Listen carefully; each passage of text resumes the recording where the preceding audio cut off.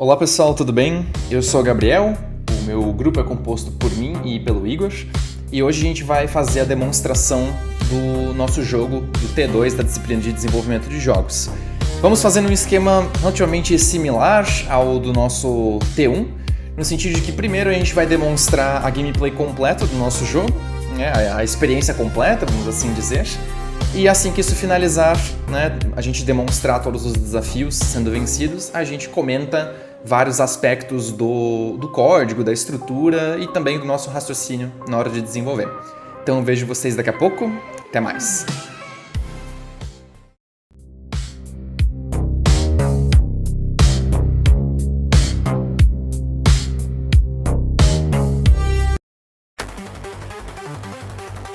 Vamos, Chris.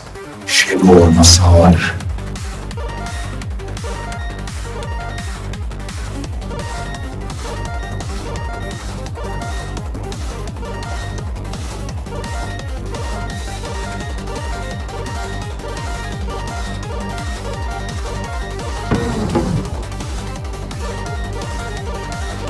Fusão 75,8%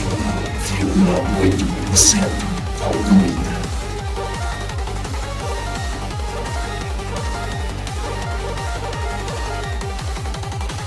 Liberte-se, Chris. Liberte a nós dois.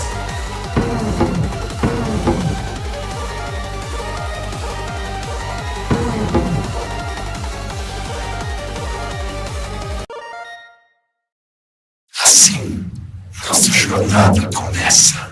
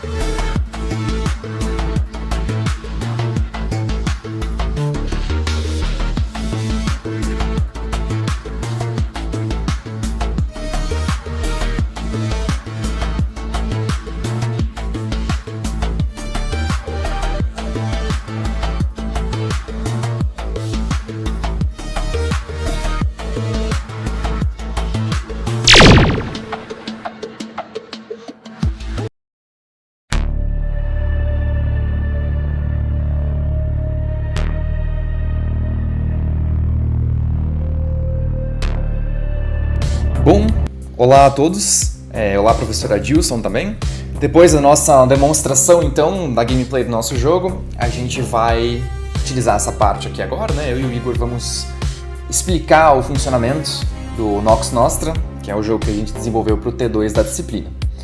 Então a gente vai começar aqui da tela de menu do jogo, menu principal, e nós vamos de baixo para cima, exemplificando e validando os requisitos. Primeiramente, a gente já tem música, né? Temos a trilha sonora tocando de fundo. Aqui no botão sobre nós temos o menu básico, que tem as informações de contato minhas e do Igor, conforme requisitado. Aqui no ranking tem os apelidos, conforme requisitado, e também as pontuações respectivas. Temos alguns valores de teste aqui, conforme a gente ia, de fato, testando as funcionalidades antes de gravar a gameplay. Mas eles são substituídos conforme as pontuações aumentam, né? E são sempre os 5 primeiros. A gente salva o ranking através das Player Preferences, então foi uma alternativa bem legal, bem bacana que a gente encontrou para salvar os dados. E é legal também porque eles não são perdidos entre sessões, então as pontuações elas estão aqui desde a primeira vez que a gente testou a gameplay. Então é bem interessante nesse sentido, foi uma forma legal que a gente encontrou de manter os dados salvos, né? A persistência de dados intacta. O botão de carregar, de fato ele carrega o checkpoint. A gente vai mostrar o funcionamento disso melhor quando nós chegarmos na parte de mostrar como que o checkpoint é salvo no jogo mesmo, né? Até porque quando a gente finaliza o jogo, os checkpoints eles são varridos, né? Enfim, a gente finaliza o jogo, não tem motivo da gente carregar um checkpoint logo no final da fase, né? Novamente, a gente acabou de terminar ela. Mas enfim, então, mais em seguida a gente mostra isso. Só adiantando, nós também utilizamos as Player Preferences para conseguir gravar exatamente a posição do jogador. E outro aspecto que foi interessante, né, é que além da posição do jogador e dos pontos, nosso jogo ele também, para manter a estrutura linear dele, precisa de validações associadas. Por exemplo, ao assassinato do capitão para abrir o portão da base e também as detecções através dos alarmes. Então, através das Player Preferences a gente conseguiu salvar tudo isso e é bem legal porque existe essa validação no checkpoint e a lógica do jogo ela não quebra se você, por exemplo, carrega um checkpoint depois de ter matado o capitão, né? O portão ele não volta fechado, ele já abre como esperado. Então, foi bem bacana que a gente conseguiu resolver essa questão também. E aqui em novo jogo, por último, a gente pode só clicar aqui e a gente tem um pequeno painel para inserir o apelido. Então eu posso colocar Gabriel Gameplay, por exemplo, né? E clicando em confirmar, a gente já vai para o primeiro desafio, que é o QuickTime Event. Então vamos nessa. Aqui na tela de QuickTime Event, vou explicar mais ou menos como é que funciona. A gente tem essa forma geométrica no centro, e toda vez que ela entra dentro desse retângulo esverdeado, o jogador precisa apertar espaço para confirmar um sucesso, e se ele apertar em qualquer ponto fora desse retângulo esverdeado, conta como um fracasso. A gente quis expandir a ideia do GDD, deixar ela mais... A gente quis ir além, em resumo, né? Então, buscando deixar esse QuickTime Event mais rítmico, né? Não tão estático assim, de você vê uma coisa na tela e só aperta. Então isso aqui testa o senso de ritmo e de timing também do jogador. Cada acerto, portanto, ele conta 20 pontos e cada fracasso reduz em 50 pontos a sua pontuação. Além disso, para você passar dessa parte, você precisa ter 50 acertos. Pode parecer bastante, mas toda vez que você acerta, o medidor ele aumenta bastante a velocidade, então no final, além de os acertos eles empilharem rápido para essa parte não demorar demais, eles também se tornam cada vez mais difíceis de acertar, né? E se você tiver mais de 5 falhas, então a partir de 6 falhas, o jogo ele entra na tela de Game Over. Então vamos lá. E também tem falas do Nox, né? Elas são colocadas dependendo da sua quantidade de acertos, como se simbolizando de fato a temática do nosso jogo, né? Da fusão entre ambos, do Chris e do Nox. Liberte-se, Chris. Liberte a nós dois. E pronto, em 50 acertos... Assim, nossa jornada começa. A fusão acontece, né? Então tem esses efeitos de som para simbolizar, de fato. E aí a gente já parte para o segundo desafio, que é a porção de stealth do jogo. Vou aproveitar também e demonstrar nessa parte, né? Que se você tem mais de 5 erros, 5 falhas. Seus pontos vão ficando negativos. E agora quando eu errar a gente vai pra tela de Game Over. Então, tela simples de Game Over, similar ao do jogo anterior, né? E aqui a gente pode só clicar em retornar ao menu.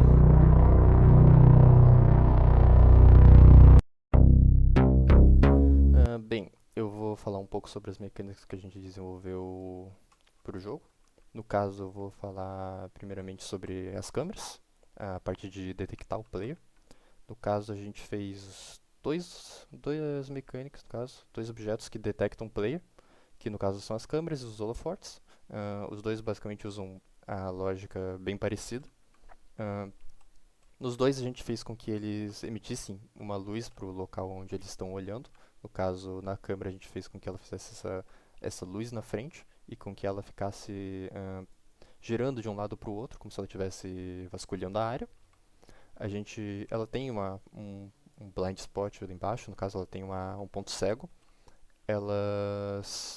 Também a gente fez com que elas não detectassem o player instantaneamente. A gente fez com que, para detectar um player, ele tivesse que chegar num nível de detecção. No caso, quando o player entra debaixo dessa luz, ela vai aos poucos se tornando vermelha, e quando ela fica totalmente vermelha, ela detecta o player.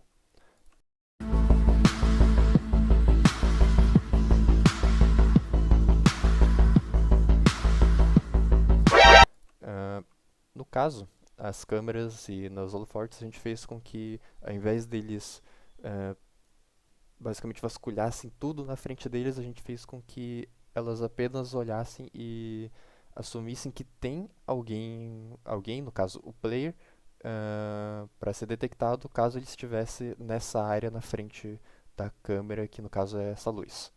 No caso, entrar debaixo da câmera, ela demora um tempo para me detectar, e quando ela me detecta, ela fica vermelha e ela começa a seguir o player. Outro ponto, no caso a gente fez um manager para as detecções, onde a gente chama, caso o holoforte ou a câmera pode chamar, quando um objeto é detectado, no caso o player, ela vai chamar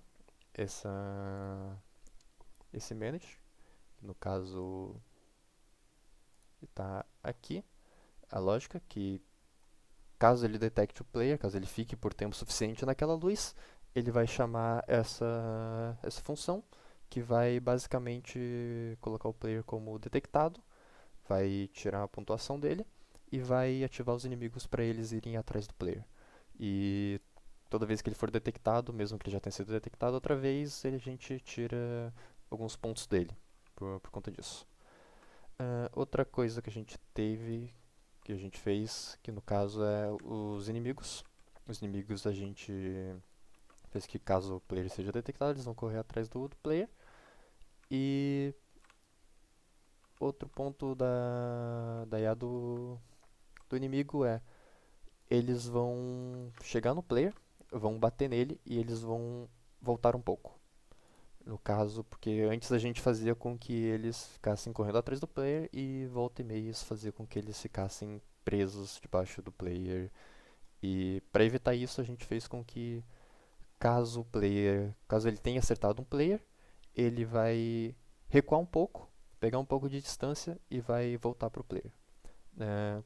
Por que isso? A gente fez com que também o player ele tomasse dano toda vez que ele fosse batido por um dos inimigos. A gente tinha a ideia de fazer com que o player também pudesse fazer isso com os inimigos, só que na nossa ideia a gente queria que caso um deles batesse no outro, os dois não tomassem dano, fosse só o que sofreu a batida. No caso, o player bateu no inimigo, só o inimigo tomasse o dano. Isso acabava causando alguns bugs bem estranhos, e no caso, para evitar isso, a gente fez com que só o inimigo causasse dano, e a gente acabou trocando para que o player só causasse dano com a arma quando ela fosse liberada para o player. Os inimigos também têm uma classe só para os status deles, no caso, parte de morrer, vida, pontos que ele dá quando ele morre, e coisa bem básica. O player a gente fez como a gente tinha feito no outro jogo, a gente apenas adicionou as outras variáveis que são relevantes para esse jogo, no caso a parte de se ele tem uma chave, se ele está detectado e por aí vai. No checkpoint, a gente colocou checkpoints, que no caso são essas caixas, uma que tem, por exemplo, aqui na frente da parte inicial. A gente colocou um trigger para que, caso o player ele entre aqui, caso ele passe por um checkpoint que tem a tag de checkpoint, ele vai chamar a classe que salva o local desse checkpoint, vai salvar os valores dele, no caso vai salvar o valor de que se ele foi detectado, se ele tem a chave, onde ele está, para que lado ele está olhando quando ele passou no checkpoint, e vai salvar no player prefs, que no caso a gente utiliza depois para quando ele volta da tela inicial, ele volta desse último checkpoint, caso ele escolha fazer isso na tela principal.